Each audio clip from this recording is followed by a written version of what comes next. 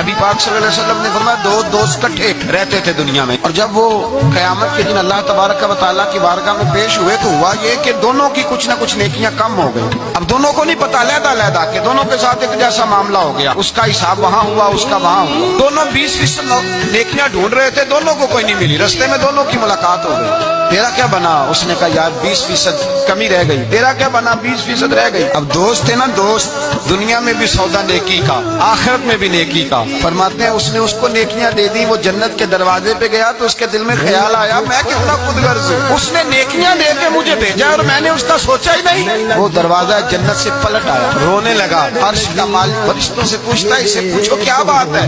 اس نے کہا مولا مہربانی کر، میں دنیا میں بھی اس کے ساتھ رہا ہوں، اگر جنت میں بھی ہمیں اکٹھا فرما دے، تیری شان رحمت میں کمی نہیں آئے گی۔ میرے مصطفیٰ کریم فرماتے ہیں اس دوست کی برکت سے اللہ دوسرے کو بھی جنت عطا فرما دے گا۔